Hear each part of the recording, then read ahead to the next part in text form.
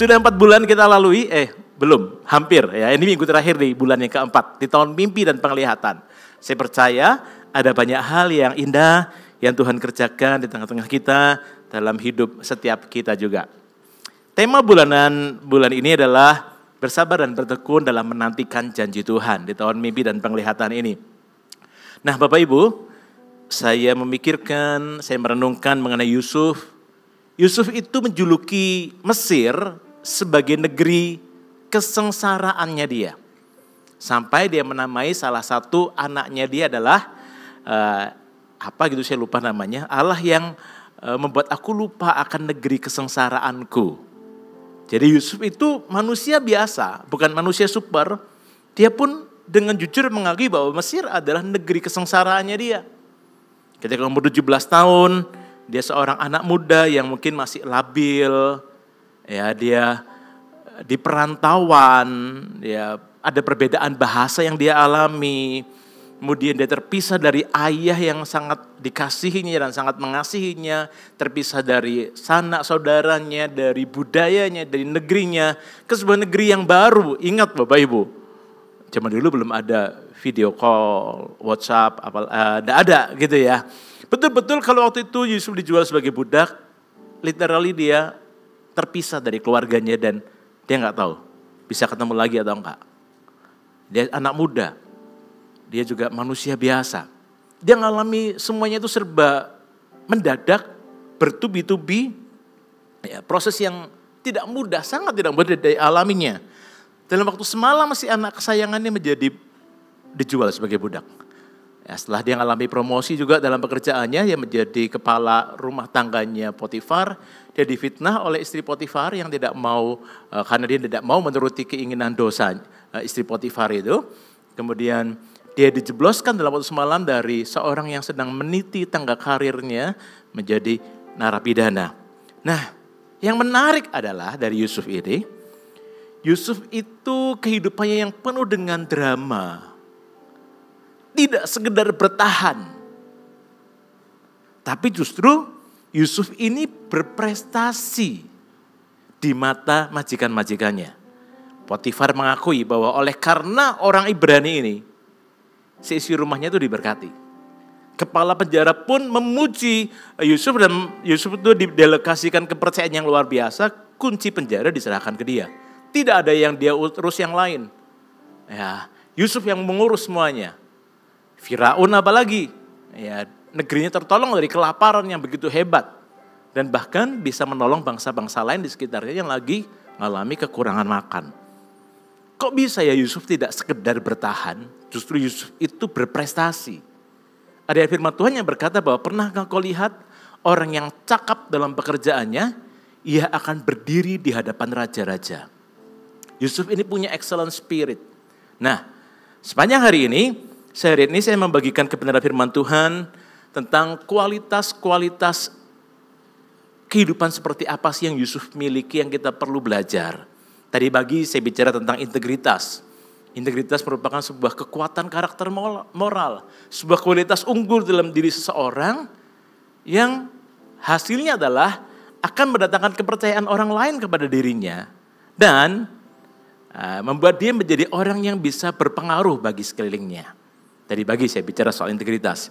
Siang hari ini saya akan bicara tentang the beauty of holiness atau kekudusan, indahnya kekudusan. Yang nanti pukul 11 siang saya akan bicara soal mentalitas korban versus mentalitas pemenang. Banyak orang gagal meraih mimpi atau rencana Tuhan dalam hidupnya karena dia terperangkap dalam jebakan mentalitas korban ini. Dan Yusuf punya ribuan alasan untuk dia terjebak dalam perangkap mental korban ini. Namun sebaliknya, ia justru memilih untuk menjadi seorang pemenang dan kita tahu bagaimana ceritanya yang luar biasa. Lalu di kebaktian yang terakhir pukul 1 nanti, saya akan bagikan tentang kelemah lembutan. Nah, karena bahasa Indonesianya itu kelemah lembutan, ada kata-kata lemah di situ, seolah-olah kelemah lembutan itu karena ada kata lemahnya mungkin ya. Jadi seolah-olah kelemah lembutan itu sepertinya sebuah kelemahan. Ya. Namun sebetulnya kelemah lembutan adalah sebuah kekuatan yang luar biasa. nanti kita akan belajar di kebaktiannya jam 1. Tuhan berjanji bahwa orang yang lemah lembut itu akan memiliki bumi, akan mewarisi negeri, akan merebut kota demi kota. Ada ayatnya di kitab-kitab yang terpisah itu bicara tentang hal itu. Wow, lemah lembut itu kok bisa memiliki bumi, mewarisi negeri, merebut kota. Kok bisa ya? Sementara dunia mengajarkan, kalau kamu mau jadi yang nomor 1, sikut sana, sikut sini, tendang sana, tendang sini, gitu ya. Kalau di dunia bisnis kan gitu, kalahkan kompetitor, rugikan kompetitor. Caranya kasar, tapi Tuhan bilang lemah lembut. Akan memiliki bumi, mewarisi negeri, merebut kota. Nah itu nanti di ibadah terakhir, kalau Bapak Ibu bisa join, silahkan join, gitu ya. Nah yang ibadah pukul 9 ini saya mau bagikan soal the beauty of holiness. Bapak Ibu saudara-saudari, ketika mendengar kata kudus, atau kekudusan, apa yang ada di benak Anda ya Bapak Ibu ya? Gak apa-apa, boleh angkat tangan. Katanya pendeta bertanya, jemaat menjawab gitu ya. Boleh kok, supaya kita bisa interaktif juga. Menurut Anda ketika Anda mendengar kata kudus atau kekudusan, yang langsung terbersit, terlintas dalam benak Anda atau pikiran Anda apa? Ada yang mau coba ngomong? Ada yang mau coba jawab? Gak apa-apa, ini bukan benar salah kok Bapak Ibu. Saya tidak menjebak Anda dengan pertanyaan ini. Ada? Nah dalam sebuah kayak retreat gitu di antara anak-anak muda ketika saya tanya ini, menurut kalian apa sih yang terbersit dalam benakmu ketika mendengar kata kudus ini? Ada yang bilang, oh yang dalam benak saya itu adalah aturan-aturan atau tata tertib. Gitu ya. Mana yang boleh, mana yang gak boleh dan sebagainya. Banyak yang berpikir seperti itu. Kekudusan itu, wah rasanya kok serem gitu ya. Ini sesuatu yang, Nah Bapak Ibu, kita lihat apa sih kekudusan itu? Kita lihat, apakah kekudusan itu seperti, atau ada yang jawab seperti ini, kekudusan itu kuno. Kekudusan itu enggak relevan dengan zaman ini. Ada yang berkata demikian. Nah, apa yang firman Tuhan katakan tentang kekudusan? Lihat Mazmur 29 ayat yang kedua. Kita lihat ya, Mazmur 29 ayat yang kedua. Berkata demikian, berilah kepada Tuhan kemuliaan namanya. Sujudlah kepada Tuhan dengan berhiaskan kekudusan. Nah, berhiaskan kekudusan. Kekudusan itu merupakan sebuah hiasan, sebuah kemegahan, sebuah keagungan dan kemuliaan. Kekudusan itu bukan menyeramkan, kekudusan itu indah, kekudusan itu menyenangkan, kekudusan itu mendatangkan keagungan. Ya, nah kalau bicara soal kekudusan, itu bukan hanya tentang kekudusan dalam hal seksual, tapi kekudusan juga bicara soal kekudusan dalam hal keuangan, dalam perkataan kita. Bagaimana kata-kata yang kita keluarkan itu menunjukkan apakah kita hidup dalam kekudusan atau enggak. Kalau kita penuh dengan sumpah serapah, caci maki, apalagi maaf miso-miso dan sebagainya, itu pun kita berarti tidak hidup dalam kekudusan. Jadi kekudusan itu banyak aspek. Nah, kudus itu sebuah kemegahan, sebuah keagungan, sebuah kemuliaan, sebuah hal yang indah, yang manis. Bukan sesuatu yang dihindari, bukan sesuatu yang menyeramkan seharusnya kalau kita memandang kekudusan itu seperti apa. Bapak Ibu, arti dari kata kudus itu adalah terpisah atau tidak tercampur. Maksudnya terpisah bagi Tuhan, terpisah untuk Tuhan. Ketika Bapak Ibu menerima Yesus sebagai Tuhan dan Juru Selamat, kata gereja itu eklesia, dalam bahasa Yunani-nya itu ekkaleo, dipanggil keluar. Anda tuh dipanggil keluar dari gelap, dunia yang gelap ini kepada terang. Anda dipisahkan dari dunia yang gelap kepada terangnya Tuhan yang ajaib. Amin. Itu kudus. Anda umat yang kudus. Umat kepunyaan Allah, imamat yang rajani. Arti kata kudus itu terpisah untuk Tuhan, terpisah bagi Tuhan. Bukan terpisah dari Tuhan ya. Kalau terpisah dari Tuhan dulu. Tapi Anda sekarang terpisah untuk Tuhan. Itu arti kata kudus. Dipanggil keluar dari gelap kepada terang. Bapak Ibu, pertanyaannya mungkin, kalau kita terpisah bagi Tuhan, kalau kita terpisah dari Tuhan atau tidak menjadi serupa dengan dunia ini, keluar dari gelap kepada terangnya yang ajaib. Pertanyaan saya berikutnya adalah, bisakah kita hidup kudus di tengah-tengah dunia yang cemar? Kalau saya tanya seperti ini, biasanya ada dua jawaban. Ada yang bilang bisa, ada yang bilang nggak bisa, sulit. Ya, kita hidup di dalam dunia yang sudah jatuh dalam dosa, yang penuh dengan kecemaran. Kita lihat di sana sini, ya, dan tidak mudah loh Bapak Ibu. Mungkin dulu waktu kita kecil atau beranjak remaja, pornografi itu sesuatu hal yang tidak mudah didapat. Orang tuh masih malu-malu, gitu ya. Kalau jatuh dalam dosa pornografi. Tapi sekarang pornografi itu ada di tangan kita. Di handphone kita. Mendapatkannya mudah. Asal ada kuota internet atau wifi, Anda dengan mudah bisa mendapatkannya. Dunia semakin bobrok. LGBT dan sebagainya. Makin marak hari-hari ini. Kartun-kartun Disney pun menonjolkan itu. Tidak mudah bagi anak-anak kita bertumbuh di tengah dunia yang cemar ini. Pertanyaan saya lagi, bisakah hidup kudus di tengah dunia yang cemar? Yang bilang bisa, boleh angkat tangan Anda. Yang bilang tidak bisa, angkat tangan Anda. Yang saya tidak jebak loh Bapak Ibu. Yang tidak angkat tangan, saudara perlu pakai bahasa Inggris, saya jelaskan pakai bahasa Inggris. Saya yang tidak bisa. Saudara perlu dijelaskan pakai bahasa apa? Ya. Siapa yang bilang bisa hidup kudus di tengah dunia cemar? Oke, angkat tangan tinggi-tinggi boleh. Yang bilang tidak bisa, angkat tangan. Nah Bapak Ibu, bisakah hidup kudus di tengah dunia cemar? Bisa. Tapi bukan dengan kekuatan diri kita sendiri. Dengan kekuatan dan pertolongan kasih karunia Tuhan. Contohnya, Yusuf bisa menolak tuh godaan istri Potifar. Berarti bisa ya. Contohnya, contoh lainnya, contoh hidupnya Bapak Ibu sendiri. Ketika Bapak Ibu dicobai untuk berbuat dosa, Bapak Ibu tidak melakukannya, memilih untuk takut akan Tuhan. Nah, berarti Bapak Ibu bisa hidup kudus di tengah dunia yang cemar kan? Amin. Berarti bisa kah? Bisa. Firman Tuhan berkata demikian ketika Tuhan menegur Kain ketika Kain hendak bermaksud untuk membunuh Habel. Tuhan berkata pada Kain, mengapa mukamu muram dan hatimu panas?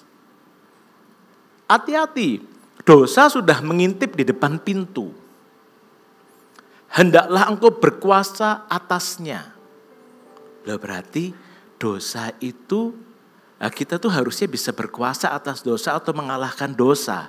Dari firman Tuhan yang dosa sudah mengintip di depan pintu, hendaklah engkau berkuasa atasnya. Berarti kita diberi kuasa untuk mengalahkan dosa.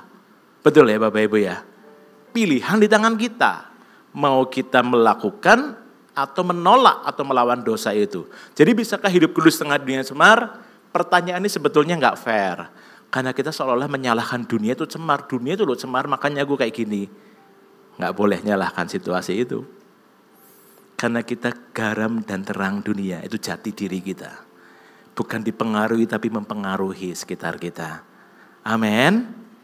Ya, oleh karena itu, bisakah? Bisa. Contohnya tadi saya bilang Yusuf, dia menolak godaan istri Potifar. Kesaksian Anda, Bapak Ibu sekalian. Ketika Anda mengingat, iya ya waktu itu hampir aja aku berbuat ini, tapi aku tidak melakukannya.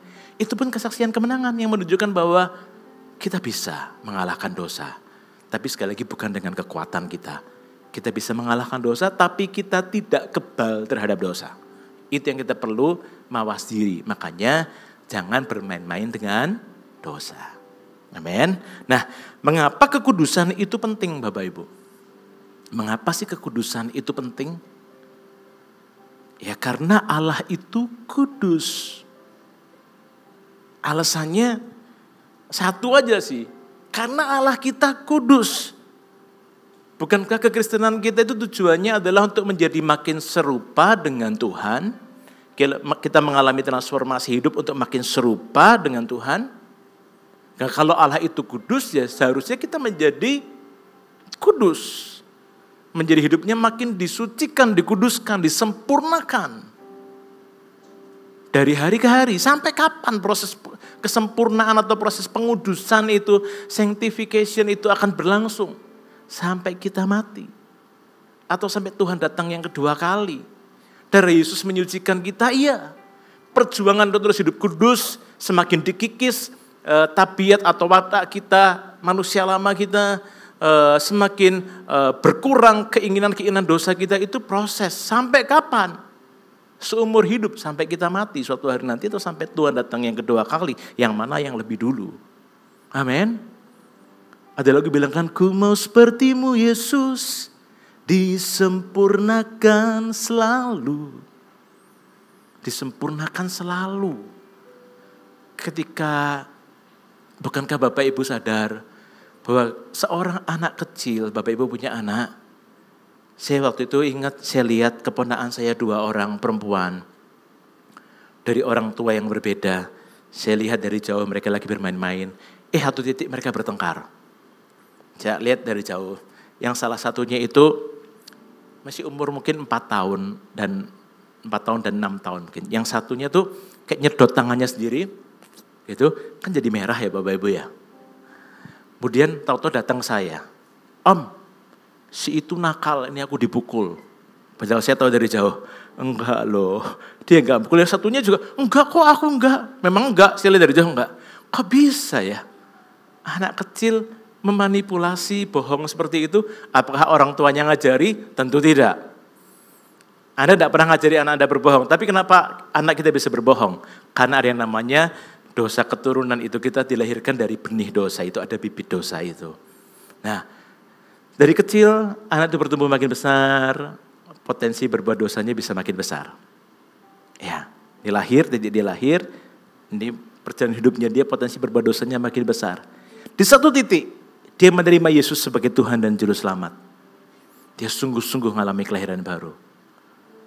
Potensi berbuat dosanya menjadi dikikis makin hari, makin serupa dengan Kristus.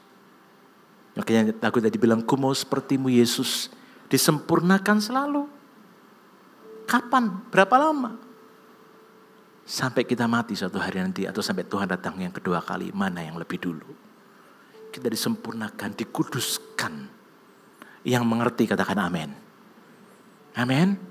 Jadi bukan berarti setelah kita menerima Yesus lahir baru, maka kita gak bisa berbuat dosa lagi. Enggak, itu ya kalau kita mati, betul ya?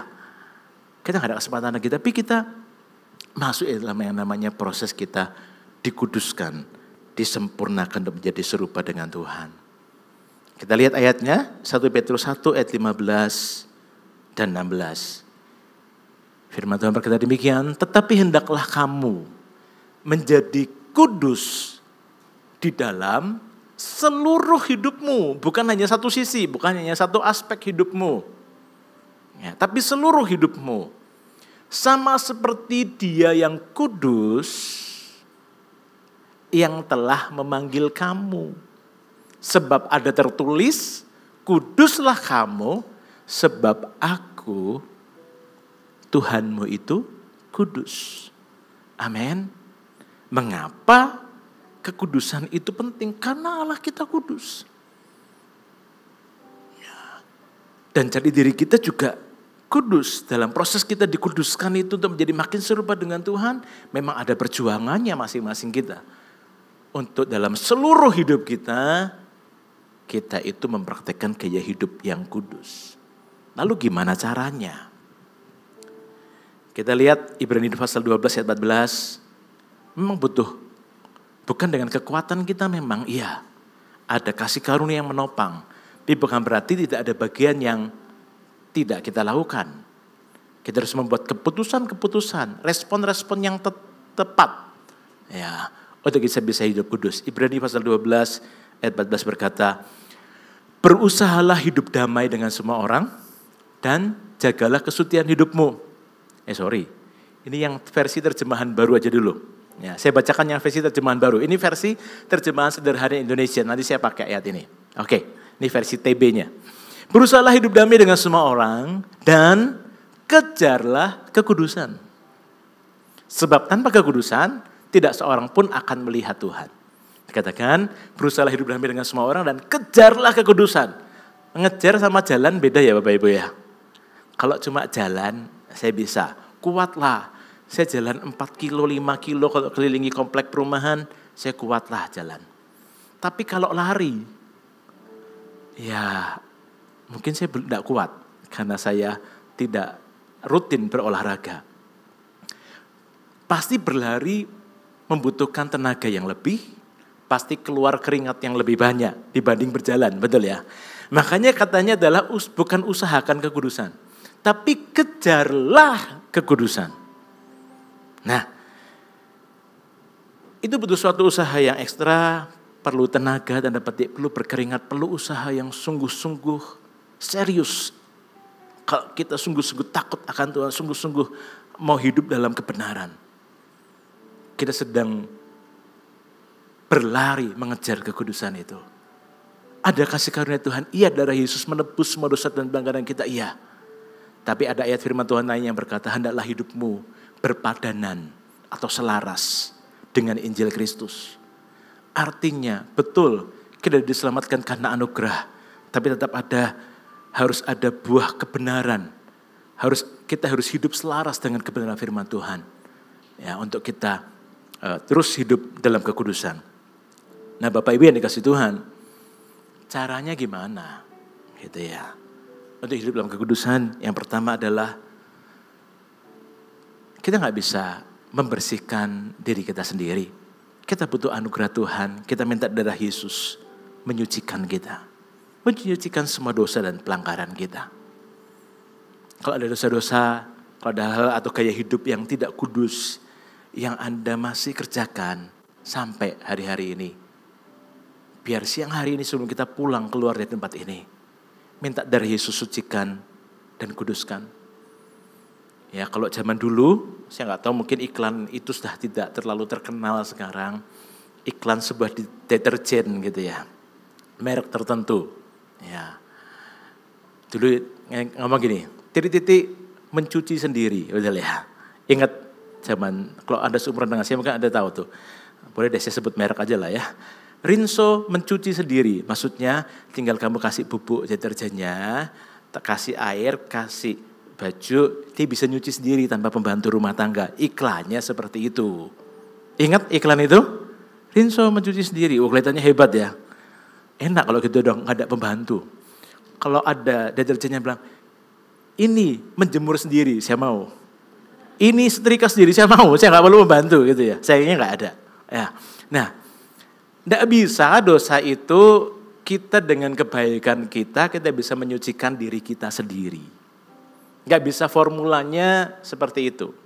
Ya, kita perlu dibasuh dengan darah Yesus. Disucikan dengan kuasa darah Tuhan Yesus. Bapak Ibu, zaman dulu saya lahir tuh di kota kecil. Di Purbalingga namanya, di daerah Banyumas. 20 km dari Purwokerto. Orang tua kami itu aslinya Semarang. Tapi mereka merantau ke Purbalingga. Jadi kami 5 bersaudara lahir di Purbalingga.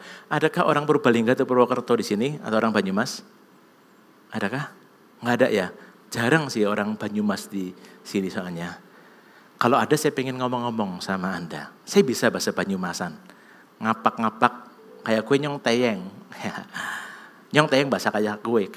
Kalau saya lagi pengen ngobrol model kayak gitu, kalau di PTC, saya turun ke bawah, ada vermak-vermak pakaian itu, mereka banyak orang-orang Banyumas. Jadi kalau saya lagi pengen ngobrol kayak ngapak-ngapak itu, saya tinggal ke sana, saya tinggal ngobrol-ngobrol sama mereka. Gitu ya. Nah, karena saya lahir di kota kecil, kadang-kadang saya tuh main di sungai, main di pinggir sungai dan sebagainya. Saya tuh lihat kalau ibu-ibu mencuci di tepi sungai itu, akan nyuci. Kemudian mereka biasanya nyuci di dekat batu yang besar, batu yang agak licin gitu ya. Habis cuci, mereka basuh di air sungai, lalu biasanya diperes, lalu pakainya digebuk-gebukin ke batu. Bah, Cari batu yang licin, Bapak Ibu. Kalau batunya kasar ya sobek semua. Gitu. Pikirannya adalah supaya kotorannya rontok. Ya, setelah saya pikir-pikir, enggak juga lah ya.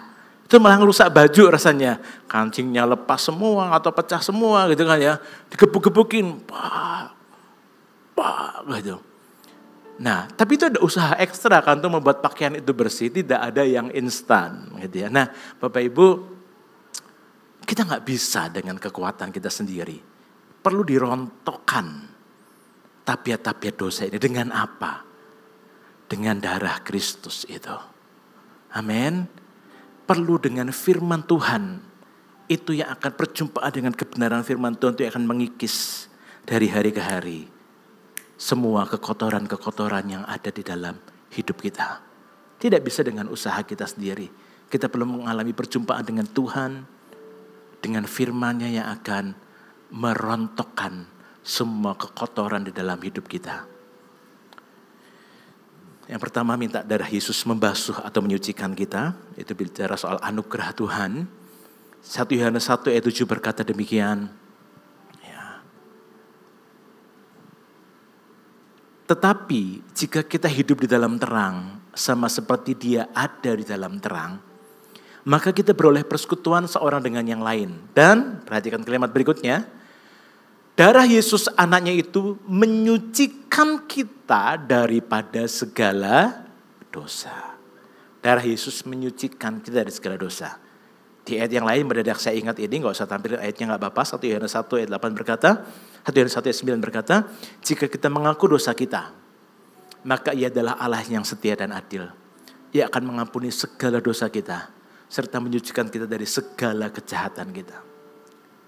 Tadi ayatnya di yang 1 Yohanes tadi, darah Yesus itu menyucikan kita daripada segala dosa. Amin. Sejahat atau semerah apapun dosa kita, selama pintu kasih karunia itu terbuka. Tidak ada dosa yang terlalu berat yang tidak bisa Tuhan ampuni. Kalau kita datang dengan hati yang hancur di hadapan Tuhan. Yang kedua, bagaimana hidup dalam kekudusan? Ya buat keputusan. Buat keputusan untuk aku mau hidup kudus. Anda perlu menetapkan syarat. Mungkin buat apa yang Anda lihat, apa yang Anda dengar, apa yang Anda pikirkan. Anda perlu menetapkan syarat Bapak Ibu. Ketika baca ayat ini dalam kitab Ayub pasal 31 ayat 1. Firman Tuhan berkata demikian. Ayub 31 ayat 1. Aku telah menetapkan syarat bagi mataku. Aku punya peraturan nih bagi mataku. Masakan aku memperhatikan anak dara. Sementara Ayub sudah beristri, betul ya? Caranya dia hidup kudus adalah dia menetapkan syarat bagi matanya. Apa yang dia mau lihat, apa yang dia tidak mau lihat. Dia tetapkan syarat bagi matanya. Bapak Ibu, dulu, zaman SMP, SMA, SMP lah terutama. Tadi saya bilang bahwa kami tinggal di Purbalingga, kemudian saya pindah ke Ungaran. Di Ungaran itu saya bergereja di tempatnya Pak Samuel Handoko, saya alami kelahiran baru, saya juga kenal dengan Pastor Philip di sana. Jadi sebelum itu, ketika saya pindah dari Purbalingga ke Ungaran, sementara sekolah saya itu di Semarang. Ungaran tinggalnya, sekolahnya di Semarang, jadi pulang pergi naik bis kota. Karena saya merasa kesepian di lingkungan yang baru, tidak ada teman-teman sebaya, saya tuh akhirnya jadi suka nonton bioskop. Ya, di kota kecil nonton bioskop, umur 17 tahun pun ya saya boleh masuk sekalipun saya belum umur 17 tahun. Yang penting dia dapat duit, betul ya? Dari situ saya mulai dapat spoiler. Ya, walaupun ada badan sensor film kan yang menyensor. Saya mulai menyukai yang namanya pornografi. Waktu itu. Dibanding sekarang jauh Bapak Ibu. Dulu masih lebih konvensional. Kayak aib gitu loh kalau orang terjatuh dalam pornografi. Kalau sekarang kan rasanya itu kayak sebuah hal yang umum gitu ya, meskipun harusnya tidak boleh demikian. Dunia memang makin menurun standar moralnya. Nah waktu itu saya mulai tidak sampai yang gimana. Cuma sekalipun tidak sampai vulgar, tapi pikiran ini bisa membayangkan lebih daripada yang dilihat. Betul ya? Nah di tengah-tengah saya bergumul untuk ngelawan pornografi itu, waktu itu koran di Jawa Tengah, saya ingat halaman yang ketiga, itu biasanya ada iklan bioskop. Sekarang saya nggak tahu, koran masih ada iklan bioskop atau enggak. Saya berpikir, saya mulai bertobat waktu itu, saya kalau baca berita di atasnya, biasanya setengah halaman itu iklan, setengah halaman di atas beritanya. Kalau saya lagi pengen baca berita di atasnya, yang saya lakukan adalah, saya tutupin iklan bioskop pakai lembaran kertas koran yang lain. Kenapa? Pak Yu itu kan iklan bioskop. Iklan bioskop buat saya waktu itu cukup untuk membuat saya berimajinasi hal yang tidak baik. Saya tutupin, karena saya tahu kebenaran ini. Ayub itu menetapkan syarat pada matanya. Saya perlu menetapkan syarat. Tutupin, aman kalau saya mau baca berita di atasnya. Pernah saya berpikir, aku enggak apa-apa kok, enggak usah tak tutupin, enggak apa-apa. Merasa sudah kuat. Enggak tuh saya tutupin. Baca berita di atasnya, lama-lama matanya turun ke bawah. Bukan untuk lihat film ini main di mana, tapi menikmati gambar yang ada dan mengimajinasikan hal yang lebih daripada itu. Butuh usaha untuk mengalahkannya. Butuh keputusan yang tegas untuk aku mau hidup dalam kekudusan. Salah satunya adalah tetapkan syarat bagi matamu. Tetapkan syarat bagi telingamu. Bagi imajinasimu. Saya hafal Bapak Ibu. Pikirkanlah semua yang benar, yang mulia, yang adil, yang suci, yang manis, yang sedap didengar. Yang disebut kebajikan dan patut dipuji. Pikirkan semuanya itu. Kalau Bapak Ibu cek urutannya, benar, mulia, adil, suci, manis, sedap didengar, disebut kebajikan dan patut dipuji. Saya pasti tidak salah urutannya. Kenapa? Saya ucapkan ayat itu mungkin sudah ratusan atau ribuan kali. Ketika saya jatuh dalam dosa, atau ketika saya tergiur untuk berbuat dosa, saya berkata, saya perintahkan pada pikiran saya, pikirkan semua yang benar, semua yang mulia, semua yang adil, semua yang suci. Kadang saya ulang, semua yang suci, semua yang manis, semua yang sedap didengar, semua yang disebut kebajikan dan patut dipuji. Pikirkan semua itu, pikirkan semua itu. Saya perintahkan pikiran saya. Kadang di cermin saya ngomong pada diri saya sendiri, pada pikiran saya sendiri, saya perintahkan, pikirkan semua yang suci. Amin. Butuh perjuangan waktu itu. Sekarang saya tidak takabur dan berkata saya kebal terhadap dosa ini, tapi saya lebih mudah untuk mengalahkannya. Nangkap ya Bapak Ibu ya, karena latihan yang terus menerus. Saya mengalami kemerdekaan 1-2 tahun setelah itu, setelah saya betul-betul membuat keputusan untuk hidup kudus, radikal hidup kudus bagi Tuhan. Ya, tetapkan syarat buat apa yang Anda mau lihat. Hati-hati Bapak Ibu, mungkin istrimu, suamimu nggak tahu, anakmu nggak tahu, orang tuamu nggak tahu, tapi Tuhan kan Tuhan yang maha tahu. Amin. Hati-hati, karena itu ada di tangan kita sekarang. Apalagi zaman dulu masih butuh effort untuk mengusahakan atau mendapatkannya, sekarang dengan mudah. Hati-hati. Amin. Hati-hati. Anda bisa berbagi dengan istrimu atau suamimu kalau Anda ada godaan ke arah sana lagi, ke hidup yang masa lalu, supaya kalian bisa saling mendoakan, saling menguatkan. Nah, itulah gunanya juga ada CG. Tadi saya bilang bahwa saya mulai jatuh dalam pornografi karena saya nggak punya teman, saya nggak punya komunitas. Oleh karena itu buat yang belum ikut CG, ikutlah CG.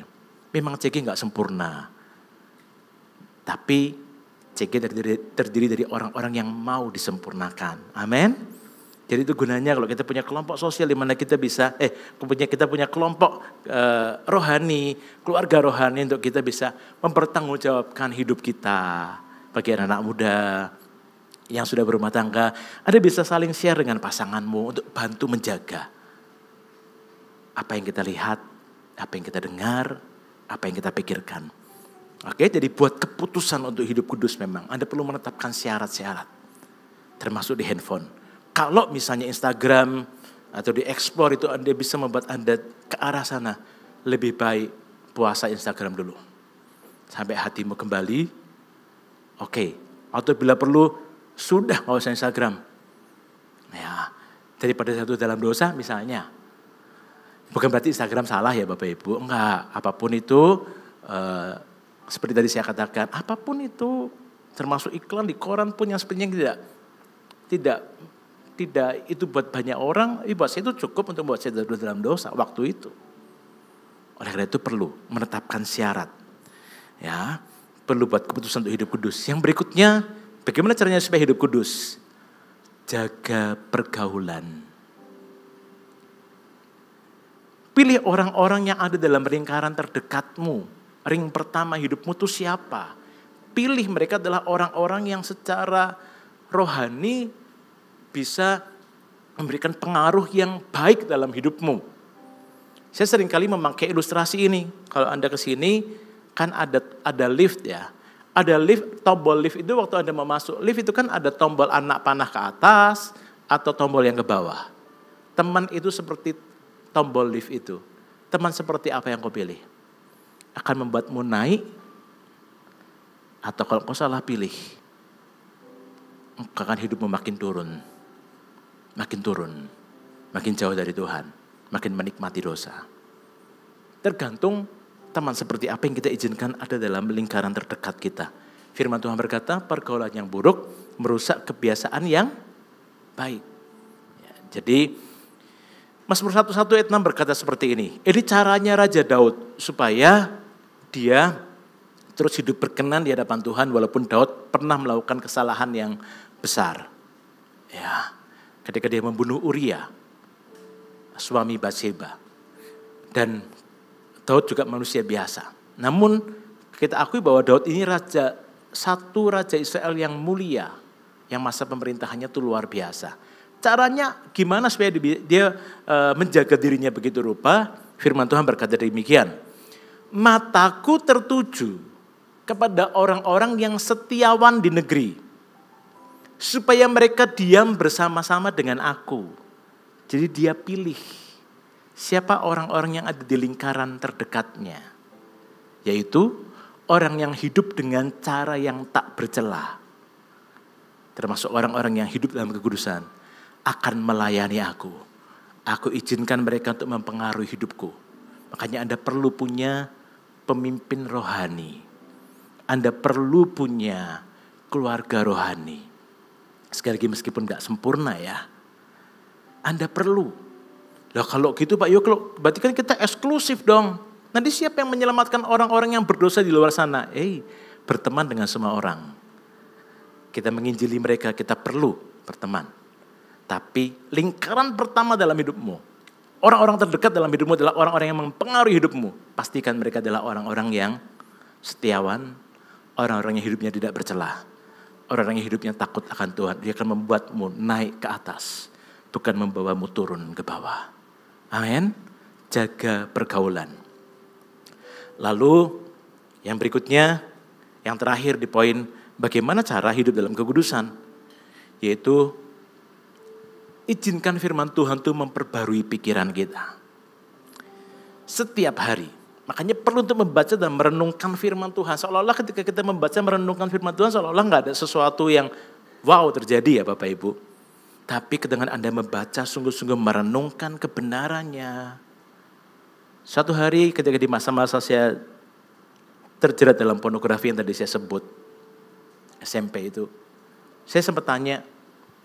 Waktu itu sama Pastor Philip juga, saya tanya, kok gimana sih caranya hidup dalam kekudusan? Dia bilang seperti ini, satu aja nasihatnya, baca firman, renungkan firman. Maka firman itu, kan firman Tuhan bilang, kita disucikan dengan air dan firman. Betul ya, ada yang berkata demikian. Firman itu akan menyucikan hidupmu. Kalau misalnya seseorang itu pikirannya itu penuh pikiran yang salah atau yang jahat atau yang kotor, ketika engkau merenungkan firman, itu lama-lama firman Tuhan memenuhi pikiranmu, akan mendesak keluar semua yang kotor, yang jahat, dan mengganti pikiranmu dengan pikiran yang baru. Amin. Pikiran yang diberi dengan firman. Makanya pertobatan itu dalam bahasa aslinya itu adalah metanoia. Perubahan pikiran. dari firman Tuhan. Perjumpaan dengan firman Tuhan itu memerdekakan. Firman Tuhan itu kan mengisi pikiranmu dan mendesak keluar pikiran-pikiran yang dosa, yang jahat, yang cabul dan sebagainya. Caranya enggak cara instan ditumpangi tangan kemudian merdeka gitu, enggak. Betul-betul berjuang. Itu saya alami, saya ngerti. Enggak mudah saat-saat seperti itu. Tapi bukan berarti enggak bisa. Ya, saya memilih Bapak Ibu. Kenapa kok saya jadi suka nonton sepak bola? Ya, sebelumnya saya nggak suka nonton sepak bola. Oma saya suka. Kenapa saya suka nonton sepak bola? Karena dulu ketika hari Minggu malam pulang kebaktian, pas nonton film itu pilihannya hanya ada dua kan waktu itu, RCTI atau SCTV. Salah satunya tuh puternya Baywatch. Bahaya buat saya. Satunya Liga Italia atau Liga Inggris. Dari situ saya lihat sepak bola. Di sepak bola kan tidak ada pornografi lah ya Bapak Ibu ya. Nah, dari situ saya mulai suka sepak bola. Dari situ awal mulanya. Nah, pilih sekali lagi, tetapkan syarat gitu ya. Nah, firman Tuhan itu membaharui pikiran kita. Kembali ke poin yang tadi. Jadi kita perlu untuk merenungkan firman Tuhan itu setiap hari. Filipi 4 ayat 8 berkata demikian. Jadi akhirnya saudara-saudara, semua yang benar, semua yang mulia, semua yang adil, semua yang suci, semua yang manis, semua yang didengar, semua yang disebut kebajikan, pikirkanlah semuanya, dan patut dipuji, pikirkanlah semuanya itu. Itu yang kita perlu pikirkan, renungkan setiap hari. Memang ada pepatah bilang, kita tidak bisa melarang burung terbang di atas kepala kita. Ya udara itu karena memang jalannya burung ya Bapak Ibu ya. Kalau burung itu jalan-jalan di jalannya kita itu bukan burung, itu ayam. Betul ya? Kalau burung itu kan memang terbangnya di atas kepala kita. Kita nggak bisa melarang burung terbang di atas kepala kita, ini ungkapan. Tetapi kita bisa melarang untuk burung itu bikin sarang di kepala kita. Betul ya? Nah, kalau nggak sengaja lihat, misalnya Bapak Ibu nggak sengaja lihat nih, namanya lagi baca berita di online gitu, kadang-kadang ada muncul iklan gitu kan. Nggak kita sengaja untuk melihatnya. Tidak sengaja mencarinya juga. Apalagi kalau tidak sengaja kita lihat, ya cepat-cepat buang. Jangan biarkan gambar itu atau berita yang tidak baik itu kita nikmati. Cepat-cepat buang. Apakah kita sudah jatuh dalam dosa saat itu? Enggak. Ya namanya enggak sengaja lihat gitu ya. Cepat-cepat buang, jangan kasih makan imajinasi, jangan kasih makan pikiranmu, jangan berdialog dengan pikiranmu. Ya kecuali pikiran yang bilang bahwa cepat buang, ya cepat buang. Atau cepat tinggalkan, cepat matikan. Ya. Nah, perlu ya, dan banyak merenungkan firman Tuhan, itu akan menolong kita. Ya, jangan biarkan burung itu bikin sarang di kepala kita. Nah kalau kita mulai biarkan, kita baca, kita lihat lebih lanjut, kita memberikan ruang bagi burung itu untuk bikin sarang di kepala kita, itu yang dosa. Nangkap ya Bapak Ibu ya. Selama kita mungkin gak sengaja kita buang, kita gak itu, Anda gak jatuh, Anda tidak membuahi keinginan dosa itu. Oke. Lalu yang terakhir, upah bagi orang yang hidup dalam kekudusan. Kekudusan itu indah. Kenapa? Upahnya kita makin jadi serupa dengan Tuhan. Kekudusan itu akan mengantar kita bertemu dengan Tuhan. Tadi boleh Ibrani pasal 12 ayat 14 versi yang terjemahan sederhana Indonesia. Boleh kita tampilkan ayat yang tadi. Ibrani 12 ayat 14 tapi versi yang TSI, terjemahan sederhana Indonesia. Firman Tuhan ngomong seperti ini. Saya keluar, oke. Berusahalah hidup damai dengan semua orang dan jagalah kesucian hidupmu. Karena orang yang tidak berusaha hidup suci, tidak mungkin akan bertemu Tuhan. Lah kalau tidak ketemu Tuhan, ketemu siapa Bapak Ibu? Ini bicara soal kekekalan, iya. Ada surga dan neraka. Lah kalau tidak ketemu Tuhan, berarti ketemu yang satunya dong. Ya. Juga dalam hidup kita masa kini, kalau kita mengembangkan gaya hidup yang kudus, kita akan, bukan berarti kalau kita tidak kudus, berarti kita gak bisa mengalami hadirat Tuhan ya. Saya percaya kok gereja ada, termasuk buat semua orang berdosa. seperti Anda dan saya. Amin. Kita datang di sini untuk kita dikuduskan, disucikan. Tapi dengan kita mempraktikkan gaya hidup kudus, kalau kita masuk hadiratnya, kita dengan lebih mudah bisa mengenal, bisa menikmati, mengenali hadiratnya, menikmati indahnya hadirat Tuhan itu. Kekudusan akan mengantar kita bertemu dengan Tuhan. Yang kedua, upah bagi orang yang hidup dalam kekudusan adalah kekudusan akan menolong kita untuk menggenapi rencana Tuhan. Tadi saya katakan di awal, Yusuf, contoh yang jelas. Seandainya Yusuf jatuh dalam dosa dengan istri Potifar, saya tidak yakin ceritanya akan sama. Mungkin ceritanya bisa berubah. Sekalipun Tuhan punya plan B kalau kita gagal dengan plan A-nya. Tapi siapa tahu Yusuf udah jadi mengeraskan hatinya dan sama akhirnya malah meninggalkan Tuhan, kita gak pernah tahu. Tapi Yusuf berhasil untuk mengalahkan dosa itu. Kekudusan hidup akan menolong kita untuk menggenapi rencana Tuhan. Amsal 7 ayat 24 sampai 27. Ini ayat yang menarik Bapak Ibu. Amsal 7 ayat 24 sampai 27. Kalau Anda baca ayat-ayat sebelumnya dari ayat yang ke-6 atau ke-7, Anda akan dapati tentang seorang anak muda yang tidak bijaksana, yang menuju rumah perempuan semacam itu. Ini penulis kitab Amsal itu memperhatikan dari jauh. Aku amati seorang anak muda yang menuju ke perempuan seperti itu, yang merayu dengan berbagai kelicinan bibir, ia menggodanya dan sebagainya. Seperti istri Potifar lah kurang lebih. Ya. Dan kemudian ayat 24 berkata demikian. Oleh sebab itu hai anak-anak dengarkanlah aku. Perhatikanlah perkataan mulutku. Dengan kata lain penulis kitab Amsal berkata, anak-anak penting ini. Apa? Janganlah hatimu membelok ke jalan-jalan perempuan itu. Ini bisa perempuan bisa laki. Ya. Sekarang perselingkuhan itu bukan hanya laki yang menjadi pelakunya. Kadang-kadang yang perempuan pun menjadi pelakunya gitu ya. Atau jangan terjebak dalam gender ini gitu ya. Tapi siapapun dari kita bisa jatuh dalam dosa ini, hati-hati. Janganlah hatimu membelok ke jalan-jalan perempuan itu. Dan janganlah menyesatkan dirimu di jalan-jalannya. Jangan buat kamu tersesat, termasuk dengan pornografi, dengan percabulan dan sebagainya. Kenapa? Ayat 26, karena banyaklah orang yang gugur ditewaskannya. Sangat besarlah jumlah orang yang dibunuhnya. Ayat selanjutnya, rumahnya adalah jalan ke dunia orang mati, yang menurun ke ruangan maut. Banyak anak muda gagal mencapai potensi yang maksimal dalam hidupnya ketika terjebak dalam dosa ini. Jangankan anak muda, orang tua pun. Berapa banyak keluarga yang hancur berantakan. Berapa banyak anak-anak yang menjadi korban dari situasi ini. Ayo kita mau hidup dalam kekudusan Bapak Ibu. Karena jika tidak, kalau kita terus tinggal dalam dosa ini, kita tahu ujungnya kemana. Rumahnya adalah jalan ke dunia orang mati yang menurun ke ruangan maut. Jangan bermain-main dengan dosa ini. Dan jangan berpikir bahwa hidupku masih panjang kok, tak nikmati dulu, nanti menjelang akhir hidupku baru aku bertobat. Belum tentu Anda tahu kapan kan? Belum tentu yang senior pasti maaf, pulang ke rumah Bapak dulu. Belum tentu kan? Anak-anak muda jangan pernah takabur.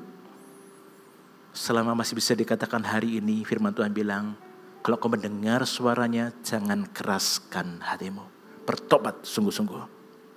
Yang terakhir, upah bagi orang yang hidup dalam kekudusan itu akan membuat kita akan membuat kita dipakai Tuhan untuk maksud yang mulia. Ayat yang terakhir saya minta teman-teman Blessed University bisa maju, bisa naik ke stage. 2 Timotius pasal 2 ayat 20 sampai 22 berkata demikian. Dalam rumah yang besar bukan hanya terdapat perabot dari emas dan perak, tetapi melainkan juga dari kayu dan tanah. Yang pertama dipakai untuk maksud yang mulia, dan yang terakhir untuk maksud yang kurang mulia. Nah, ayat selanjutnya, jika seorang menyucikan dirinya dari hal-hal yang jahat, ia akan menjadi perabot rumah untuk maksud yang mulia. Ia dikuduskan, dipandang layak, dan untuk dipakai tuannya dan sediakan untuk setiap pekerjaan yang mulia. Ada dua macam, ada dua pilihan bagi Bapak Ibu. Bapak Ibu penginkah dipakai Tuhan untuk maksud-maksud yang mulia? Atau kita sudahlah, biasa-biasa aja lah. Yang penting mati masuk surga. Tentu tidak serendah itu mimpi kita dalam kerohanian kita. Tentu kita pengen dipakai Tuhan untuk maksud yang mulia. Gimana caranya? Jika seorang menyucikan dirinya dari hal-hal yang jahat, ya, ia akan menjadi perabot rumah untuk maksud yang mulia. Dia akan menjadi alat sorga, kepanjangan tangan Tuhan untuk menyatakan kemuliaannya di muka bumi ini. Amin.